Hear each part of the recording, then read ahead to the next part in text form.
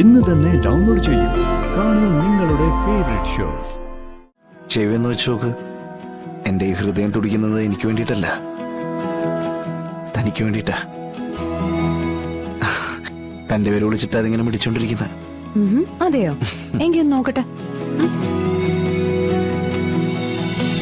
ഇത് മഹേന്ദ്രന്റെ ചോരയാ. മാണിക്കോത്തെ മഹേന്ദ്രന്റെ ചോര. ഈ ചോരയ്ക്കൊരു പ്രത്യേകതയുണ്ട്. ചതിച്ചുണ്ടാക്കിയതൊക്കെ മറ്റൊരു ചതിയിലൂടെ പിടിച്ചടക്കാനുള്ള വാശി.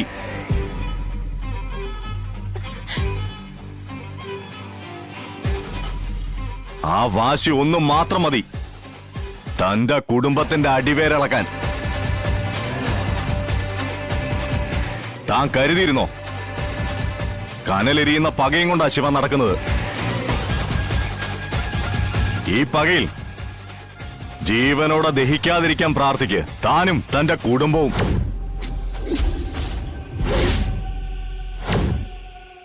മുട്ടിപ്പായി തന്നെ പ്രാർത്ഥിക്ക്. ഡെയ്സി, ഇങ്ങനൊരു അവസരം എന്റെ കൂടി ഇനി വരാൻ നിനക്ക് കിട്ടില്ല. അത് നീ ഓർത്തോ.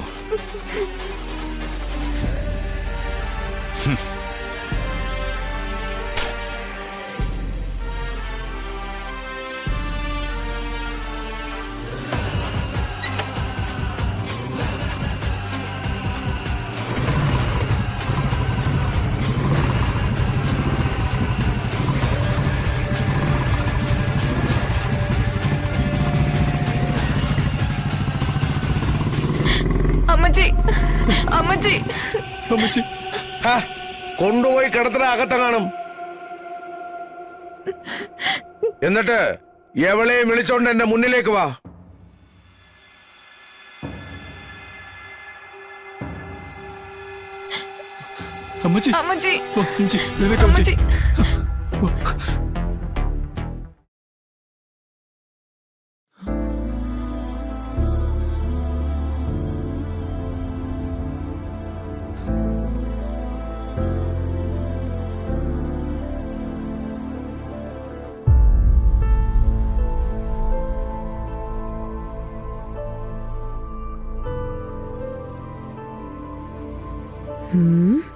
എന്താ വിഷ്ണുട്ടാ, കലണ്ടറിൽ ഡേറ്റ് ഒക്കെ അടയാളപ്പെടുത്തി വെക്കുന്നല്ലോ. വല്ല ഓർത്തു വെക്കേണ്ട ദിവസമാണോ? ആ, അന്ന് ചിലപ്പോ ഒരു വിശേഷ ദിവസമായിട്ട് മാറും. 15-ാം തീയതിയോ? അതെന്ത് വിശേഷ?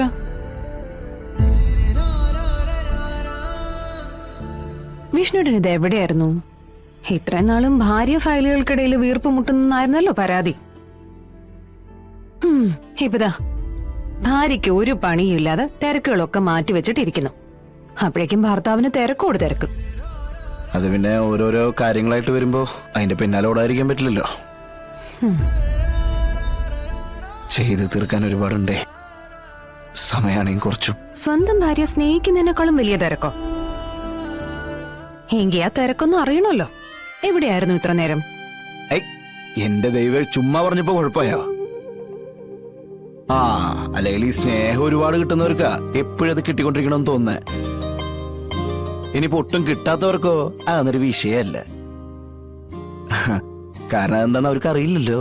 ഈയിടെയായിട്ട് സാഹിത്യം വല്ലാണ്ടങ്ങ് വിളമ്പുന്നുണ്ട്. ഇതൊക്കെ എവിടെന്നാ കിട്ടുന്നേ? ആളെയാണെങ്കിലേ സൗകര്യത്തിന് കിട്ടുന്നുമില്ല.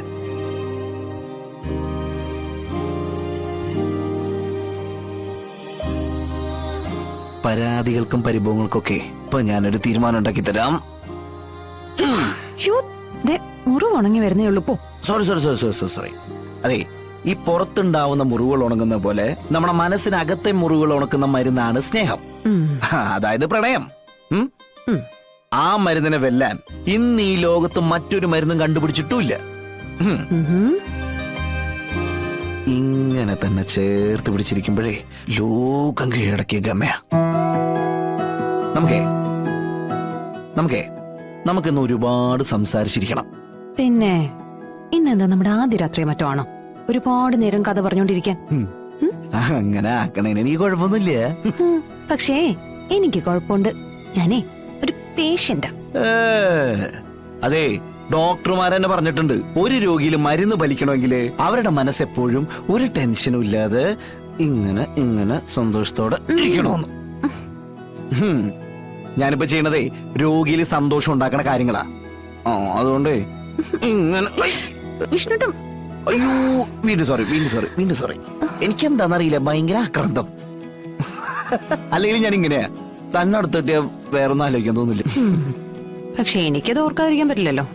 പെടിയേറ്റത് എനിക്കല്ലേ. പക്ഷെ കൊണ്ട് എന്റെ ഈ നെഞ്ചിലാടോ, തന്നെ മാത്രം കുടിയിരുത്തിക്കുന്ന ഈ നെഞ്ചിൽ സംശയം ചെവിയെന്ന് വെച്ച് നോക്ക്. എന്റെ ഈ ഹൃദയം തുടിക്കുന്നത് എനിക്ക് വേണ്ടിയിട്ടല്ല, തനിക്ക് വേണ്ടിയിട്ടാ. തന്റെ പേര് വിളിച്ചിട്ട് അതിങ്ങനെ പിടിച്ചോണ്ടിരിക്കുന്ന. അതെയോ? എങ്കിൽ ഒന്ന് നോക്കട്ടെ.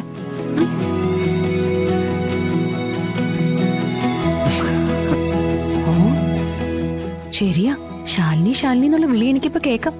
എങ്കിലേ ആ ഹൃദയം തന്നോട് മന്ത്രിക്കുന്ന ഒരു കാര്യമുണ്ട്. അതെന്ത് കാര്യ?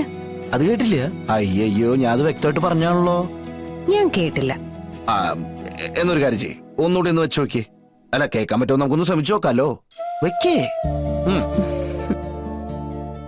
നമുക്കൊരു ഡ്രൈവിന് പോയാലോ? അയ്യോ ദേ, സത്യം പറഞ്ഞ എന്നെ കൊല്ലും. ഓഫീസിൽ പോണെന്ന് പറഞ്ഞപ്പം എന്നെ തല്ലില്ലെന്നേ ഉള്ളൂ. ആ ആളുടെ അടുത്ത് ഇപ്പൊ ഈ അവസ്ഥയിൽ സർക്കിട്ടിന് പോവാന്ന് പറഞ്ഞാ അതിനാരാ അമ്മോട് പറയണേ? നമ്മൾ ഇവിടുന്ന് പോണ ആരെ അറിയിക്കായിരുന്ന പോരെ, പിന്നെന്താ കുഴപ്പം?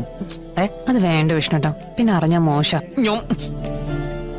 ചേടാ, ഞാൻ എന്റെ സ്വന്തം ഭാര്യയും കൊണ്ടല്ലേ കറങ്ങാൻ പോണേ, അതിലൊരു കുഴപ്പം ഞാൻ കാണുന്നില്ല. അതെ, വന്നേ പോവാ. വിഷ്ണുട്ടാ, അത് വേണോ? വേണം. ദേ, മനസ്സിൽ തോന്നുന്ന ആഗ്രഹങ്ങളൊക്കെ അപ്പപ്പ ചെയ്തു തീർക്കണം. ഇല്ലെങ്കിലേ പിന്നീട് ഈ കാര്യങ്ങളൊക്കെ ആലോചിച്ച് ദുഃഖിക്കേണ്ടി വരും. അന്ന് നടക്കാതെ പോയ നല്ല നിമിഷങ്ങൾ ഓർത്ത് സങ്കടപ്പെടേണ്ടി വരും. ശരി, എഴുന്നേക്കാൻ മടിയാണെങ്കിൽ എന്റെ കയ്യിലൊരു വഴിയുണ്ട്. എന്ത് വഴി? പറഞ്ഞിട്ട് മനസ്സിലാക്കാൻ പറ്റില്ല. ഒന്ന് എഴുന്നേറ്റ്, എഴുന്നേക്ക്. വാടിയുടെ വിഷ്ണുട്ട വേണ്ട.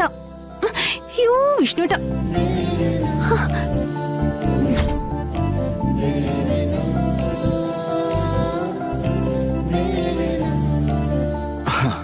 അതെ, വെറുതെ ഇരുന്നത് നിന്നിട്ട് വെയിറ്റ് കൂടിണ്ടാ.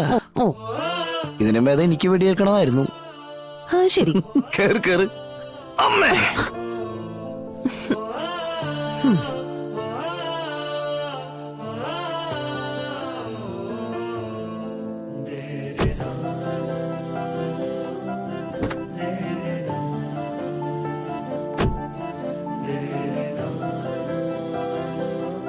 അതെ, ഇന്നത്തെ ഈ യാത്ര താൻ ഒരിക്കലും മറക്കില്ല. അതെന്താ അങ്ങനെ? ഈ യാത്ര അങ്ങനെയാ. ഇത് എനിക്കൊരു സർപ്രൈസ് ആയിരുന്ന യാത്രയാ.